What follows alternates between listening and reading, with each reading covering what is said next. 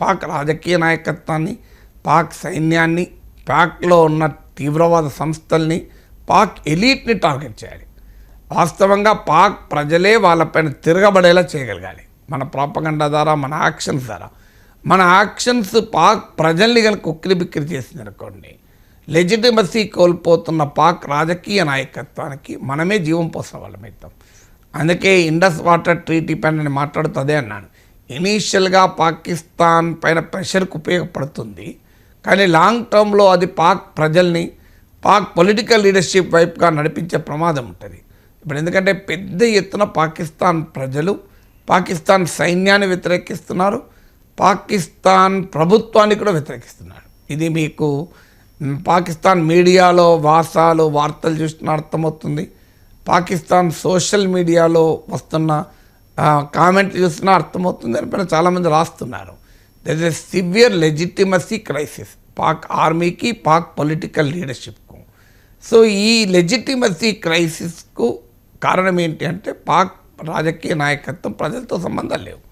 వారు ప్రజల్ని రెచ్చగొట్టి, ఇండియాకు వ్యతిరేకంగా రెచ్చగొట్టి, టూ నేషన్ థియరీ కహానీలు చెప్పి పబ్బాలు గడుపుకుంటున్నారు తప్ప పాక్ ప్రజల్లో ఉండే మత ఛాందస భావాలను రెచ్చగొట్టడము, దేశ జాతీయతా భావాలు రెచ్చగొట్టడము, ఇది పబ్బం గడుపుకుంటున్నారు. రాజకీయ నాయకత్వాన్ని ప్రజల పట్ల బాధ్యత లేని దానికి ఇదే ఉదాహరణ కదా.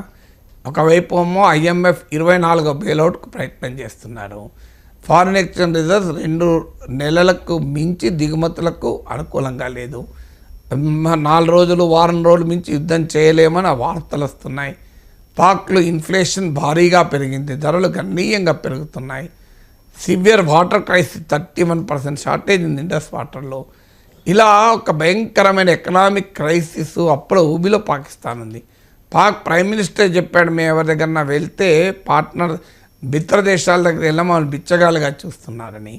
ఇలాంటి సిచ్యువేషన్లో 138% సాలరీ పెంచుకున్నారంటే అది ఎంత ప్రజాకంటక రాజకీయ నాయకత్వం, దీనికన్నా ఇంకెక్కువ దాన్నే ఉన్నది.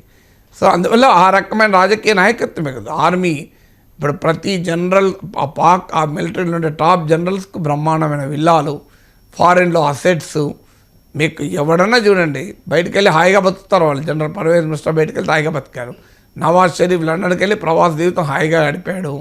సో పాక్ పొలిటికల్ లీడర్షిప్కు, పాక్ ఆర్మీ లీడర్షిప్కు పాకిస్తాన్ను పీల్చి పిప్పి చేస్తూ, రక్తమాంసాలు తాగుతూ తమ ప్రజల్ని ఇతర దేశాల్లో ఆస్తులు పెంచుకోవడము, సంపదలు పెంచుకోవడము, రేపు ప్రమాదం వస్తే వెంటనే దేశం విడిచి పారిపోవడము.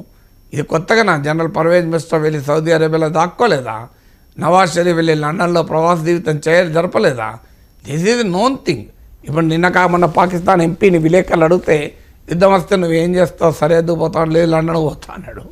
సో నేను పారిపోతా అని చెప్పేశాడు. సో ఇప్పుడు Pakistani political and army leadership highly corrupt, highly self centred అన్నదానికి ఇది ఒక ఉదాహరణ. పైకొమ్మ ప్రజలకు ప్యాట్రియాటిజం, దేశభక్తి, ఇవన్నీ కహానీలు చెప్తుంటారు. ఎందుకంటే ప్రజల్లో ఉండే బలహీనతలు సొమ్ము చేసుకుంటారు. అందువల్ల పాకిస్తాన్లో ఉన్న ఆర్మీ, పొలిటికల్ లీడర్షిప్, పాక్ మత ఛాందసవాదులు, జిహాదీ శక్తులు, వీళ్ళు పాక్ ప్రజలకు చేస్తున్నది ఏమి లేదు. పాక్ ప్రజలలో ఉండే భావోద్వేగాలను రెచ్చగొట్టి తమ పబ్బం గడుపుకుంటున్నారు. అందుకు ఉదాహరణే ఇంత భారీగా జీతాలు పెంచుకోవడం. భారత్ పాకిస్తాన్ల మధ్య ఉద్రిక్తతలు కొనసాగుతూనే ఉన్నాయి. సో యుద్ధానికి సన్నద్ధంగా ఉండాలి అని చెప్పి పౌరుల భద్రత విషయంలో ఎటువంటి రాజీ పడద్దు అని చెప్పి వాళ్ళకి ప్రత్యేకంగా ఒక శిక్షణ ఇచ్చే కార్యక్రమం mock drill. So mock drill నిర్వహించాలని వివిధ రాష్ట్రాలకు కేంద్ర హోంశాఖ ఆదేశాలు కూడా జారీ చేసింది. సార్ ఏంటి సార్, భారత్ యుద్ధానికి సన్నద్ధమవుతోందా? అంటే దీన్ని ప్యానిక్ అన్నారు, రెడీనెస్ అంటారు. రెండింటి మధ్య చాలా తేడా ఉంది. ప్యానిక్ అంటే ఆందోళన, రెడీనెస్ అంటే సంసిద్ధత. ఎప్పుడు కూడా సంసిద్ధత, బాధ్యత కలిగిన ఏ దేశమైనా అంటే hope for the best, prepare for the worst అంటారు. అంటే మంచి జరుగుతుందని ఆశిస్తాం, ఏ పరిస్థితులకైనా సిద్ధపడతాం.